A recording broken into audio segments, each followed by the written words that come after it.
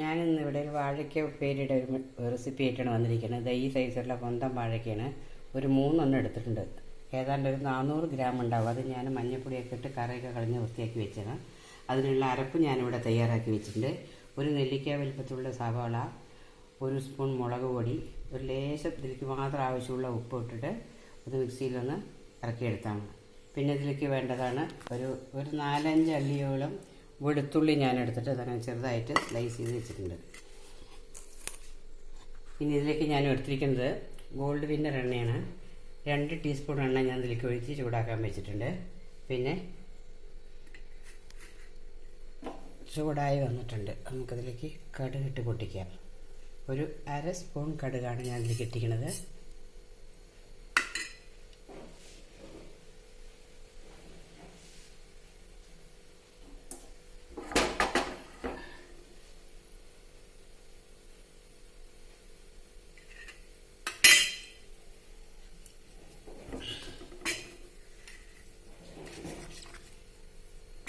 Spoon കടുക് ഇട്ടിട്ടുണ്ട്.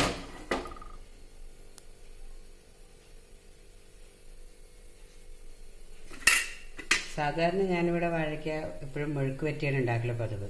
ഇന്നൊരു വ്യത്യാസമായിട്ട് ഉപ്പേരി പോലെ ഉണ്ടാക്കാമെന്ന് കരുതിയിട്ടാണ്, ഒരു മാറ്റത്തിന് വേണ്ടി. പിന്നെ മഞ്ഞൾപ്പൊടി ഇട്ടത് 2 കാര്യം കൊണ്ടാണ്. അതിൽ വല്ല വാഴയ്ക്കയിൽ വല്ല വിഷാംശങ്ങളുണ്ടെങ്കിൽ പോവുകയും ചെയ്യും. പിന്നെ അത് മാത്രമല്ല, പിന്നെ അതിൽ വാഴയ്ക്കയിൽ ഒരു കറി ഉണ്ടാവും. അത് കഴുകി കളഞ്ഞ് നല്ലപോലെ വെള്ളത്തിൽ കഴുകി കളഞ്ഞ് വൃത്തിയാക്കിയിട്ട് എടുത്താണ്. കടുക് അവിടെ പൊട്ടി തുടങ്ങിയിട്ടുണ്ട്.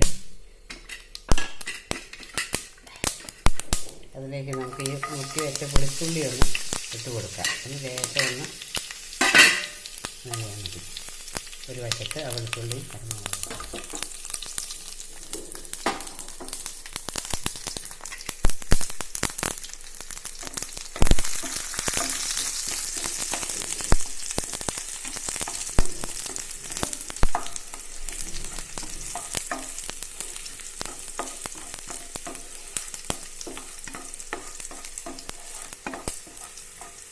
വെളുത്തുള്ളി ഒന്ന് ചെറുതായിട്ടൊന്ന് വാടിയാൽ മതി. അതിലേക്ക് ഞാൻ നേരത്തെ പറഞ്ഞു അരച്ച് വെച്ച മസാല കൂട്ടി ചേർക്കുക. സവാളി വേഗം അതിലേക്ക് ആവശ്യമുള്ള ഉപ്പും മുളക് പൊടിയും കൂടി ചേർത്തിട്ടുള്ളതാണ്.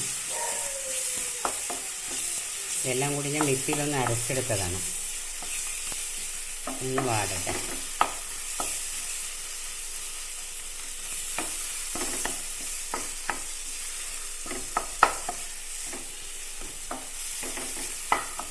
ഒരു പച്ചമണം ഒന്ന് പോകണ വരെ ഒന്ന് ചെയ്താൽ മതി.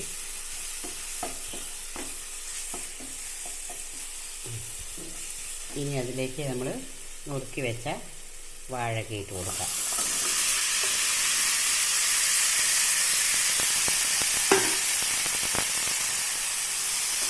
എല്ലാം കൂടി നല്ലപോലെ ഒന്ന് യോജിപ്പിക്കുക.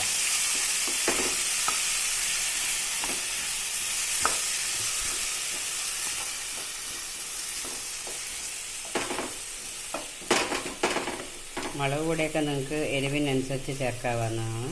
ഒരു എരിവുണ്ടെങ്കിൽ ഒരു ടേസ്റ്റ് ഉണ്ടാവും.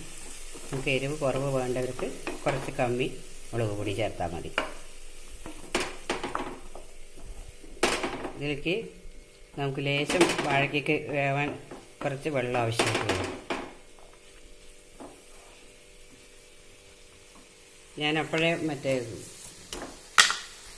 മസാലയ്ക്ക് വേണ്ട ഉപ്പ് മാത്രമേ ചേർത്തിട്ടുണ്ടായിരുന്നുള്ളൂ. ഇനി വാഴയ്ക്ക് വേണ്ട ഏതാണ്ട് 1 ടീസ്പൂൺ ഉപ്പ് വേണ്ടി വരും. ഉപ്പ് കൂടി ഇതിലേക്ക് ചേർത്തൊന്ന് ഇളക്കി കൊടുക്കാം.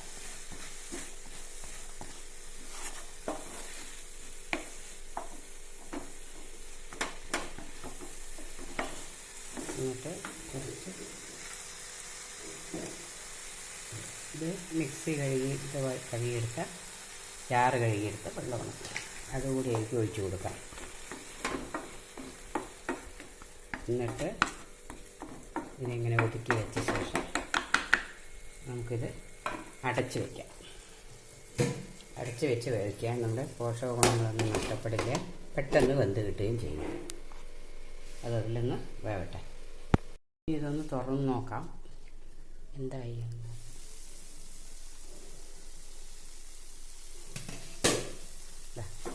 വാഴയ്ക്ക വെന്ത് നല്ല പാകമായിട്ടുണ്ട്.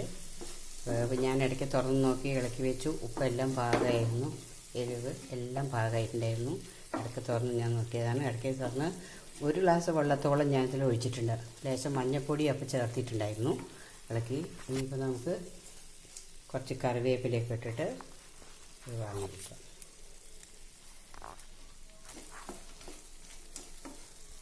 കറിവേപ്പില ചേർത്ത് വാങ്ങിയിരിക്കാം.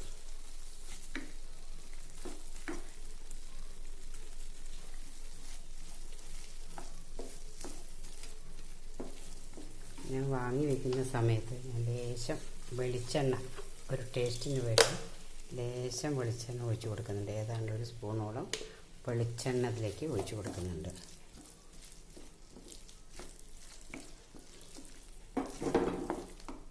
അപ്പം നമ്മുടെ വാഴയ്ക്ക ഉപ്പേരി റെഡി ആയിട്ടുണ്ട്.